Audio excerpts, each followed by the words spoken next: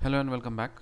Ibadat Khana at Fatehpur Sikri was the hall in which Akbar held discussions with scholars of various religions on every Thursday to debate on religious issues raised by Akbar. इबादत खाना फतेहपुर सिकरी में था। वो एक hall था जिसमें अकबर ने सारे रिलीजन्स के स्कॉलर्स के साथ में वो मीटिंग करता था हर थर्सडे को, और वो रिलीजियस इश्यूज पर डिबेट करता था. So in medieval India, the designations Mahatarra और पट्टा किला were used for village headmen.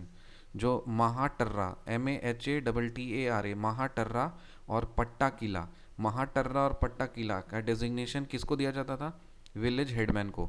So in medieval India, the designations Mahatarra and Patta Kila were used for village headmen. In medieval India, the designations Mahatarra and Patta Kila were used for village headmen.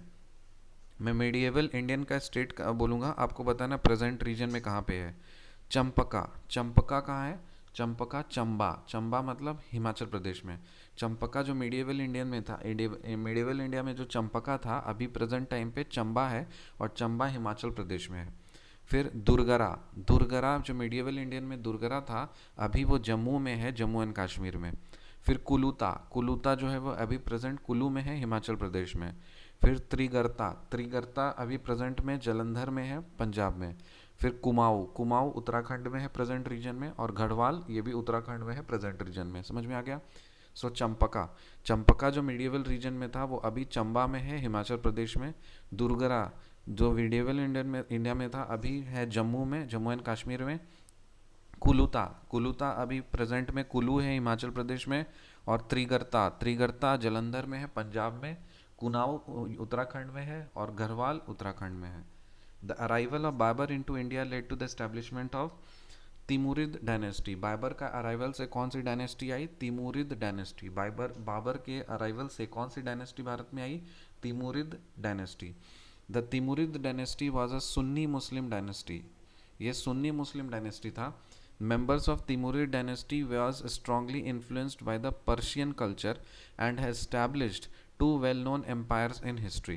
So Timurid dynasty वो Sunni Muslim dynasty था, और सुन्नी और ये जो members थे Timurid dynasty के, ये strongly influence थे पर्शियन कल्चर से, और उसने दो बड़े एम्पायर्स को इस्टेब्लिश किया था. एक था तिमुरिद एम्पायर और दूसरा था मुगल एम्पायर. जो तिमुरिद एम्पायर था उसका टाइम पीरियड है, तिमुरिद एम्पायर का टाइम पीरियड है 1370 से 1507, 1370 से 1507. तिमुरिद एम्पायर 1370, 1370, 1370 से 1507. और दूसरा है 1520 मुगल एम्पायर 1526 से 1857, 1857. ठीक है. सो 1370 से 1507 एंड 1526 से 1857.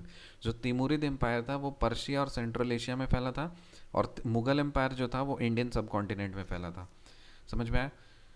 रिकैप करते हैं. Ibadat Khana at Fatehpur Sikri was the hall in which Akbar held discussions with scholars of various religions on every Thursday to debate on the religious issues raised by Akbar. In medieval India, the designations Mahatarra and Patta Kila were used for village headmen. Champaka present में चंबा में है, Himachal Pradesh. दुर्गरा present में जम्मू में है, Jammu and Kashmir में. कुलूता present में कुल्लू में है, हिमाचल प्रदेश में. त्रिगर्ता प्रेजेंट में जलंधर में है, पंजाब में. कुमाऊँ प्रेजेंट में उत्तराखंड में है, और फिर गढ़वाल उत्तराखंड में. The arrival of Babur into India led to the development of which dynasty? Timurid dynasty. The Timurid dynasty was a Sunni Muslim dynasty. Members of Timurid dynasty were strongly influenced by the Persian culture and had established two well-known empires in history: Timurid Empire 1370 to 1507 in Persia and Central Asia, and Mughal Empire 1526 to 1857 in Indian subcontinent. Timurid Empire 1370 to 1507 in Persia and Central Asia. Mughal Empire 1526 to 1857 in Indian subcontinent. See you in the next video. Till then, bye.